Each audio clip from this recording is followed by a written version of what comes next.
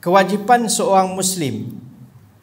Sebagai seorang Muslim, Allah Ta'ala memerintahkan kita dalam bab yang kelima ni, bahawa kita bila kita menjadi seorang mukallaf, seorang yang dipertanggungjawabkan untuk melaksanakan perintah Allah Ta'ala, sudah tentulah kita bertanggungjawab untuk mengetahui tentang agama kita.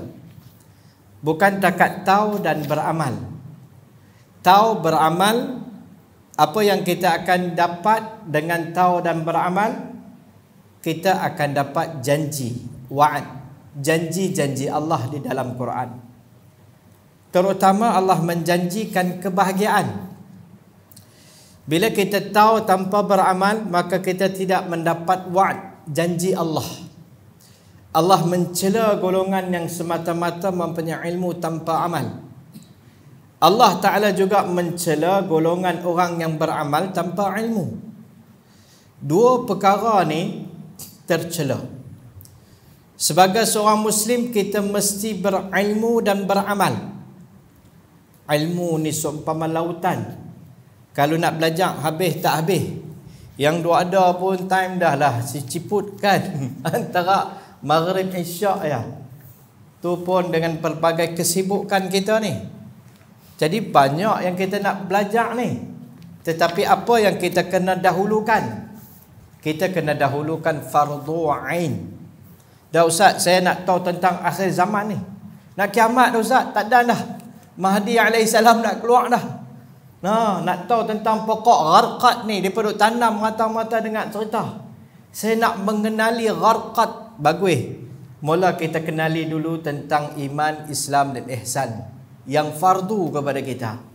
Yang tu tak boleh ke saya nak ambil tahu? Boleh, nanti dulu. Utamakan yang dahulu dulu.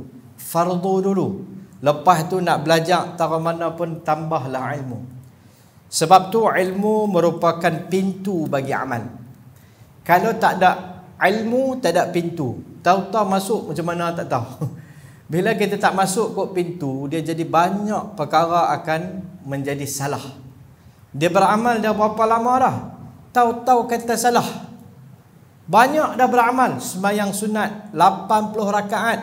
Hari-hari sembahyang sunat. Tapi syarat sah salat terlepas. Rukun salat terlepas. Sujud dia tak sempurna. Tiap-tiap hari punya 80 rakaat tu zahirnya tertolak. Tertolak.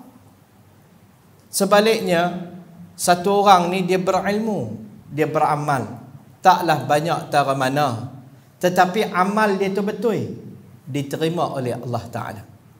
Kerana tu dalam ilmu kita sebut ni, banyak yang wajib kita pelajari dan kita utamakan adalah fardu ain. Fiqahnya, aqidahnya, tasawufnya. 3 rukun agama ni. 3 perkara ni adalah fardu dan perlu dipelajari dengan kadar kefarduannya. Fiqh ada had yang fardu kepada kita. Tasawuf ada had yang fardu kepada kita sekurang-kurangnya, seminimanya. Begitu juga ilmu akidah. Dia ada had yang fardu yang kita kena tahu. Dalam muqaddimah hari itu kita dah sentuh sedikit. Allah menyebut dalam Quran, fas'alu ahla dzikr in kuntum la ta'lamun. Tanyalah, kata Allah Ta'ala, hendaklah kamu bertanya, belajar kepada orang yang mengetahui. In kuntum la ta'lamun. Jika kamu tidak mengetahui. Kalau tak tahu, belajarlah. Dalam bab urusan dunia ni, alhamdulillah, kita tahu macam mana nak belajar. Nak kerja kalau tak belajar, macam mana? Nak masuk kerja tapi tak tahu kerja, tahu sikit-sikit, kita akan study, belajar sungguh-sungguh. Tetapi bab urusan agama ni kadang-kadang berlaku tak banyak pun sedikit kecuaian dan keculasan. Beramal dah lama dah, kadang-kadang tak pasti. Tak pasti. Ni betul ke takbiratul ihram ni? Tak buat dari kecil dah, takkan tak tahu pun. Tak betul tak betul. Tapi duk buat lama dah lah. Tapi duk buat lama, betul ke tak betul, kadang tu pun tak confirm. Takbir nak angkat tangan, nak letak tang mana? Yang tu pun ada kan nak letak tang mana.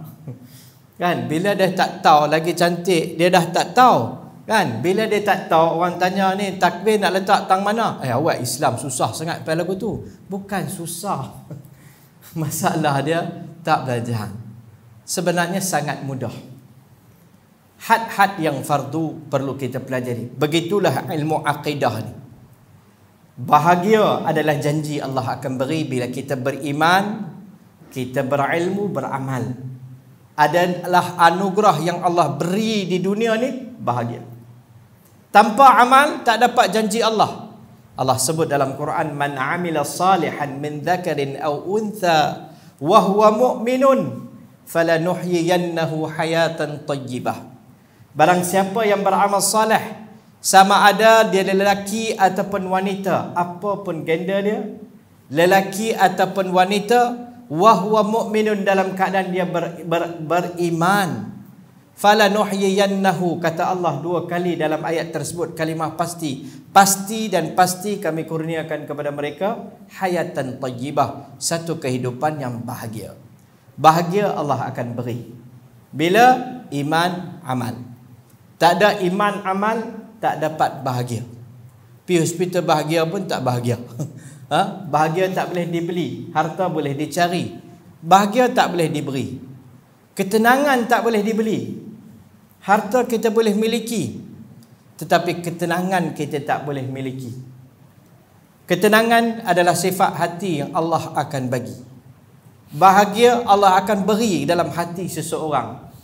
Dalam kehidupan ini dia akan mencapai kepuasan dalam kehidupan dia. Allah kaitkan dalam ayat tersebut 2 benda kena ada. Iman, amal. Ustaz, iman, amal ya ni fulusu fid dunya manfusu fil akhirah pun tak ada, jam juga. Tak ada duit, serabut juga. Betul, perlu ada, tetapi ini tidak menjaminkan segala-galanya. Sebab Allah Ta'ala jamin kebahagiaan dalam Quran. Allah kata ada iman dan amal. Kalau tak ada iman dan amal dalam kehidupan ni, ada duit dia salah guna, cari cara yang salah, himpun cara yang salah, simpan cara yang salah, belanja dengan cara yang salah. Duit yang salah ada dalam diri dia, berada dalam ketakutan. Nak belanja pun takut. Takut orang tahu.